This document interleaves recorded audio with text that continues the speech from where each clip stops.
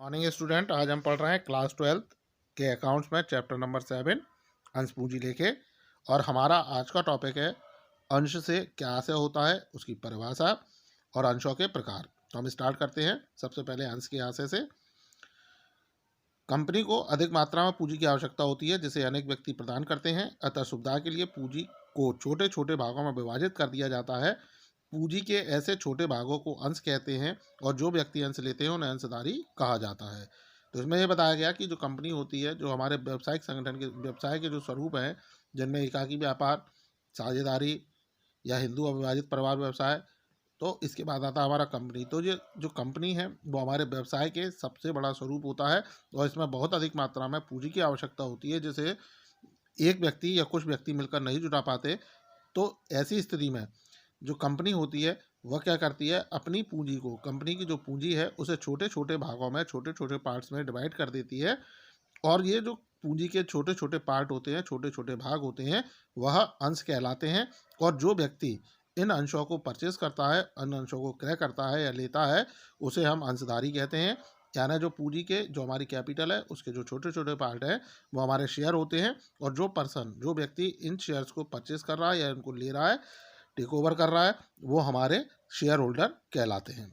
जैसे एक एग्जांपल ले लेते हैं कि हमारी कोई कंपनी है जिसकी पूंजी, यानी जिसकी टोटल कैपिटल 1 करोड़ रुपए है और कंपनी ने उन 1 करोड़ रुपयों के 10 लाख पार्ट कर दिए, 10 लाख भाग कर दिए। तो ऐसी स्थिति में जो प्रत्येक पार्ट का मूल हुआ, जो प्रत्येक भाग का मूल हुआ, वो 10 रुपये हुआ। यानी 10 रुपये वाले 10 लाख शेयर कंपनी ने इशू कर दिए। यानी कंपनी ने अपनी कैपिटल 1 करोड़ रुपए की थी, वो एक व्यक्ति से न लेकर उन्होंने क्या कहा कि उसके छोटे छोटे हिस्से कर दिए। और छोटे छोटे कितने हिस्से किए? 10 लाख। तो 10 लाख जो हिस्से किए वो हमारे शेयर हो गए और उसकी प्राइस जो हुई वो कितनी हुई? 10 रुपये, क्योंकि टोटल कैपिटल का वैल्यू क्या है हमारी? 1 करोड़। तो 10 lakh into 10 is equal to 1 crore. यानी इस तरीके से कंपनी क्या करती है, अपनी पूंजी को छोटे छोटे भागों में बांटती है और जो छोटे छोटे भाग होते हैं वही हमारे शेयर कहलाते हैं। ये अंश कंपनी के अंतर नियम में दी गई शर्तों के अनुसार हस्तांतरणीय होते हैं। इन अंशों का सममूल्य पर सममूल्य होता है। यानी जो कंपनी है, कंपनी के जो अंतर नियम है उनमें, उनके अनुसार ये जो शेयर होते हैं वो ट्रांसफरेबल होते हैं। यानी इनको हम एक व्यक्ति से दूसरे व्यक्ति, दूसरे से तीसरे व्यक्ति को ट्रांसफर कर सकते हैं। और साथ ही इनकी अपनी एक सममूल्य होता है, यानी इनकी एक वैल्यू होती है, इनके एक मूल्य होते हैं जिन पर इन्हें इशू किया जाता है। तो स्टूडेंट, ये था अंशों का अर्थ। अब हम इसकी परिभाषा पढ़ लेते हैं। न्यायाधीश लिलडले के अनुसार पूंजी का अनुपातिक भाग जो प्रत्येक सदस्य लेता है अंश कहलाता है। यानी इन्होंने भी ये बताया, कैपिटल का एक ऐसा भाग, एक ऐसा हिस्सा जो कंपनी के सदस्य या जो कोई भी ले रहा है, कोई भी व्यक्ति परचेज कर रहा है, वह अंश कहलाता है। इसी तरह से दूसरी परिभाषा है कंपनी अधिनियम 2013 की धारा 2 के उपभाग 84 के अंतर्गत, यानी जो इंडियन कंपनीज एक्ट है 2013 की जो सेक्शन है 2 और उसका सब सेक्शन 84 के अकॉर्डिंग, अंश से आशय किसी कंपनी के अंश पूंजी में हिस्सा है और इसमें स्टॉक भी शामिल होता है। यानी जो अंश होते हैं वह कैपिटल का ही एक पार्ट होता है और इसमें स्टॉक को भी शामिल करते हैं। तो ये, अगर इन दोनों परिभाषाओं के आधार पर अगर हम पूंजी की अंश की बात करें तो संक्षेप में अंश का आशय कंपनी की पूंजी में एक निश्चित राशि पर अधिकार प्राप्त करने से है। इसके द्वारा अंशधारी को कंपनी में कुछ अधिकार प्राप्त होते हैं और साथ ही उत्तरदायित्व भी। यानी अगर हम इन दोनों परिभाषाओं के आधार पर बात करें तो अंश जो होते हैं वो कंपनी की पूंजी का एक निश्चित हिस्सा होता है जिसे प्राप्त करने के बाद, यानी जिस पर जो राशि है, राशि देने के बाद उन्हें उन अंशों पर अधिकार प्राप्त हो जाता है और इसके साथ ही जो अंशधारी होते हैं उनके उस कंपनी में कुछ अधिकार और दायित्व भी उत्पन्न हो जाते हैं। तो ये था अंश का अर्थ और अंश की परिभाषा। अब हम बात करते हैं अंश के प्रकार। कंपनी अधिनियम के अनुसार कोई भी कंपनी 2 प्रकार के अंशों को निर्मित कर सकती है, एक साधारण अंश और दूसरा पूर्वाधिकार अंश।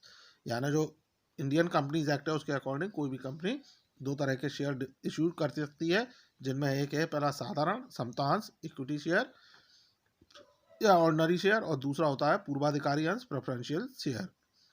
तो हम स्टार्ट करते हैं। पहले साधारण अंश या समतांश क्या होते हैं। साधारण अंश को समतांश भी कहते हैं। कंपनी अधिनियम की धारा 2013 की, कंपनी अधिनियम 2013 की धारा 43 के अनुसार साधारण अंश वे अंश होते हैं जो पूर्वाधिकार नहीं है इसका आशय यह हुआ कि पूर्वाधिकार अंश पर कुछ विशेष अधिकार प्राप्त होते हैं। साधारण अंशधारियों की जोखिम उठाने की क्षमता पूर्वाधिकार अंशधारियों से अधिक होती है, किंतु लाभ में पहला हिस्सा पूर्वाधिकारियों को और यदि शेष बचे तो साधारण अंशधारियों में विभक्त होता है। समता अंशों पर लाभांश के भुगतान या पूंजी की वापसी के संबंध में कोई अधिकार नहीं होता। तो जो साधारण अंश होते हैं वह कंपनी अधिनियम 2013 की धारा 43 के अनुसार साधारण अंश यानी जो ऑर्डिनरी शेयर है या जो हमारे इक्विटी शेयर है वो होते हैं जो प्रेफरेंशियल शेयर नहीं है। अर्थात इसका मीनिंग जो हुआ वो ये हुआ कि जो प्रेफरेंशियल शेयर होते हैं उन पर कुछ विशेष अधिकार होते हैं जो साधारण या ऑर्डिनरी या इक्विटी या क्षमतांशों पर नहीं होते हैं।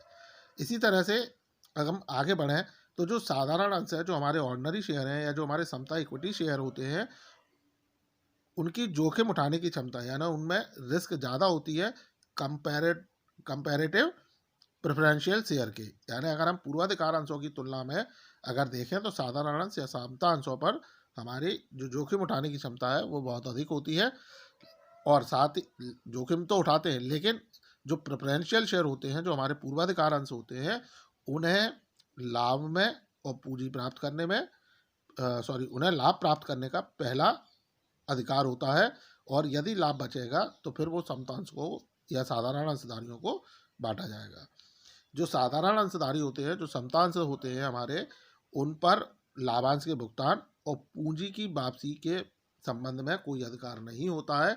यानी जब कंपनी वाइंड अप होगी कंपनी बंद होगी तो ऐसी स्थिति में जरूरी नहीं है कि जो इक्विटी शेयर होल्डर हैं या क्षमता अंशधारी उनको पूंजी वापस मिले या लाभ होने की दशा में उन्हें पर्याप्त लाभ मिले, ये भी कोई संभव नहीं है।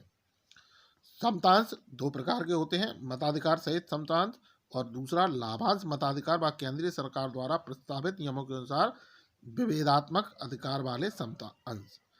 अब हम इसमें बात करते हैं आगे पूर्वाधिकार अंशों की। तो पूर्वाधिकार अंश क्या होते हैं? कंपनी अधिनियम 2013 की धारा 43 के अनुसार अंश पूंजी का भाग जिसे लाभांश तथा समापन पर धन वापसी का पूर्वाधिकार प्राप्त होता है पूर्वाधिकारी अंश कहलाते हैं। इस पूंजी की प्रत्येक अविभाज्य इकाई को ही पूर्वाधिकार अंश कहा जाता है। लाभांश भुगतान के समय सर्वप्रथम पूर्वाधिकार अंशधारियों को एक पूर्व निश्चित अथवा लाभांश घोषणा के समय निर्धारित दर से लाभांश देने के उपरांत ही शेष लाभ समता अंशधारियों को विभाज्य होता है। यानी जो कंपनी अधिनियम 2013 की जो धारा है 43 उनके अनुसार अंश पूंजी का वह भाग यानी जो हमारी शेयर कैपिटल है उसका ऐसा पार्ट जिस पर लाभांश और कंपनी के समापन की दशा में जो धन वापसी का पूर्वाधिकार होता है यानी धन वापस प्राप्त करने का पहले अधिकार प्राप्त होता है वह पूर्वाधिकारी अंश कहलाते हैं। जो पूर्वाधिकारी अंश होते हैं उन्हें लाभांश भुगतान के समय यानी जो पूर्वाधिकार अंशधारी होते हैं इन्हें एक पूर्व में निश्चित लाभांश की दर से या पूर्व में निश्चित दर से लाभांश प्राप्त होता है। और अगर पूर्व में निश्चित नहीं है तो लाभांश वितरण के समय जो दर निर्धारित की जाएगी उस दर से इनको निश्चित ही लाभांश प्राप्त होगा। कभी कभी पूर्वाधिकार अंशधारियों को अतिरिक्त लाभ में भी अधिकार होता है। इसी प्रकार पूर्वाधिकार अंशधारियों को कंपनी के विघटन पर पूंजी के पुनर्भुगतान संबंधी पूर्वाधिकार दिया जाता है। एक निश्चित आय प्राप्त करने वाले अथवा सुरक्षित विनियोगों में धन कमाने वाले विनियोक्ताओं के लिए पूर्वाधिकार अंश उपयुक्त माने जाते हैं। तो इसमें यह होता है कि कभी कभी जब कंपनी को अतिरिक्त लाभ होता है एक्स्ट्रा बेनिफिट होते हैं तो उसमें भी इन्हें लाभांश प्राप्त करने का अधिकार है। इसी तरह से जब कंपनी का विघटन होता है समापन होता है तो पूंजी वापसी का भी पूर्वाधिकार अंशधारियों को पूर्वाधिकार होता है। यानी जो प्रेफरेंशियल शेयर होते हैं शेयर होल्डर है उन्हें पूंजी वापसी का भी अधिकार प्राप्त होता है। साथ ही ऐसे विनियोक्ता ऐसे इन्वेस्टर जो अपनी पूंजी की सुरक्षा चाहते हैं और जो एक निश्चित दर से ब्याज प्राप्त करना चाहते हैं या निश्चित दर से लाभ प्राप्त करना चाहते हैं ऐसे लोगों के लिए पूर्वाधिकारी अंश उपयुक्त माने जाते हैं। सो स्टूडेंट ये था अंश का अर्थ परिभाषा और उसके प्रकार जो आपको समझ में आए होंगे।